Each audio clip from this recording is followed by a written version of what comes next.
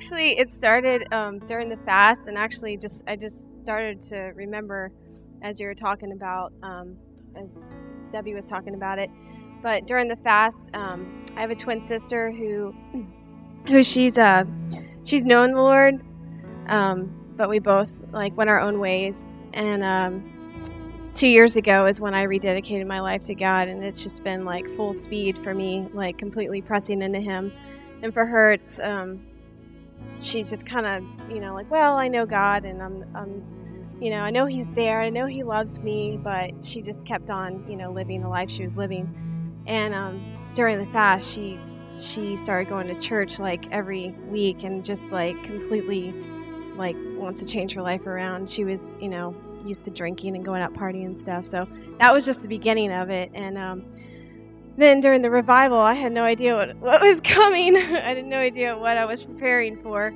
But God just broke me in so many ways, and matured me to a whole new level in my relationship with Him, and healed me of a lot of things that were holding me back, a lot of bondages and just hurt from a lot of past relationships, and just being a single mom and stuff, just a lot of burdens that I've been carrying. And just the point I'm at with Him in my relationship right now is basically He's all I want. And if that's all I ever have, I am completely okay with that. And that for me is I've always looked for, I've always looked to a man to make me happy, or thinking I needed a man to make me happy. And it's no, that's not what a man's for. He's here I am, I will be everything you need. I'm everything you'll ever want. And for me, it's awesome. Yeah. So. Sorry, I get nervous.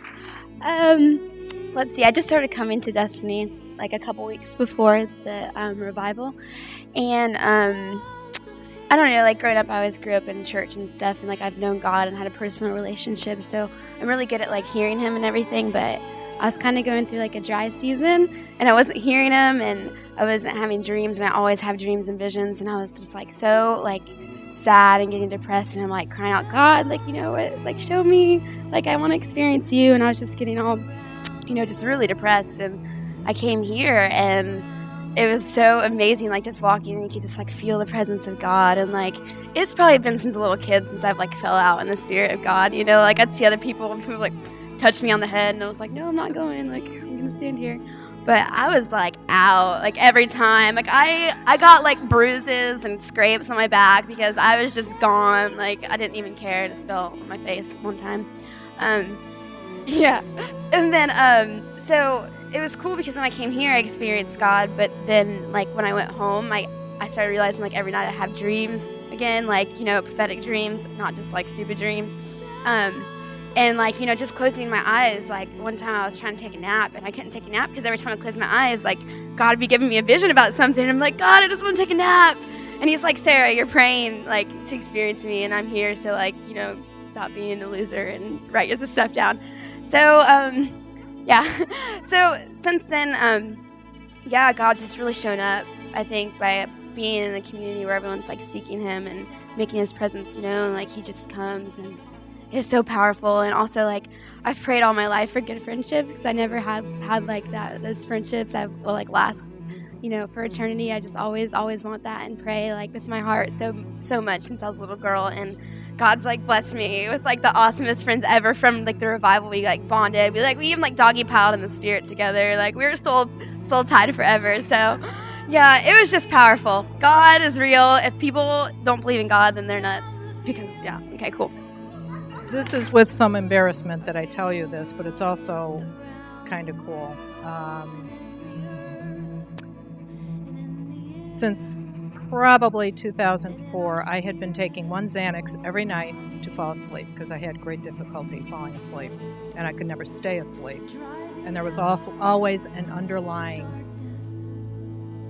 something that made me anxious and stressed out on it. So I would take a Xanax every night so I could sleep because I had to work the next day. And I ended up taking that. I think it was the last night. We had been standing up here praying, and I suddenly started praying in the Spirit. I knew it was the Holy Spirit travailing. I didn't know what it was about. And he called out a word that someone was being healed or delivered of prescription drugs. And I didn't connect that at all. And I went on about the night. It had to have been Saturday, maybe.